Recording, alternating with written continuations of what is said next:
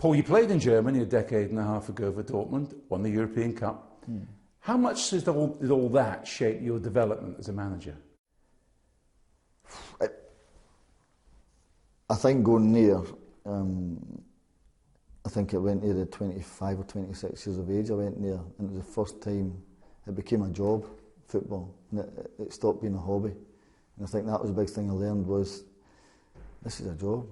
And the lads that I played with, the dressing room was full of world class. It can be a flippant comment at times, but I was generally in a dressing room that some of the lads were absolute world class footballers. We had Riedler, Mola, Sama, Kohler, Cesar, Sosa.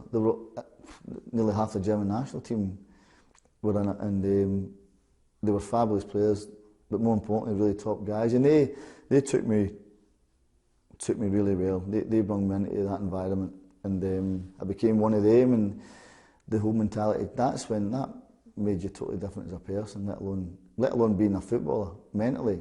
And it more or less changed my whole life, really. I was going to say, because you were short of money then, weren't you, in your mid-20s? There didn't seem much of a future for you in Scotland. You had to make it work. No, there was nothing. There was absolutely nothing, nowhere to go, other than maybe re-signing for Motherwell, because then I had to go on trial for with Eindhoven and Dortmund, and I went to Dortmund, and I think we played about four trial games, and then Mr. Hitzfeld asked me to sign, and it went from there. The no excuses culture impressed you, didn't it? After a game, you don't dwell on anything. Yeah, I think that was the big thing for me, was when I used to play in Scotland, you always used to take a defeat really bad and go home, and you were, like any footballer, you were probably in the right stinker of a mood. And when over there, the whole thing changed, because I see how it's okay me saying to you how you've got to actually go and work there and work in that environment, be in their dressing room, work with them every single day. But I saw how they handled things, and it was totally different from a British mentality. I know you don't like talking about yourself as a player, but your man Mark Zidane in the '97 European Cup final, you did all right then. Done all right. The European Cup final in '97, I just had a feeling we would either win the Bundesliga or the Champions League. And I think any team to beat Dortmund in that era or that time were going to have to be a really, really good side.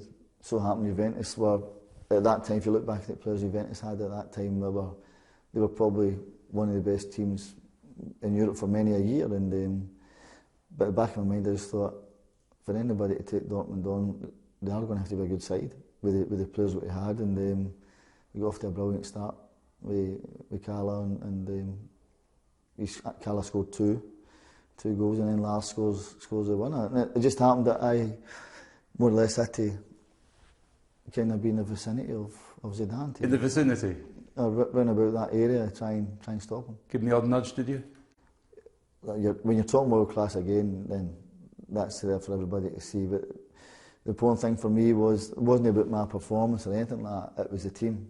And I played with a team that had individual brilliance, had lads that will go and fetch and carry sort of thing, and it had some fabulous footballers.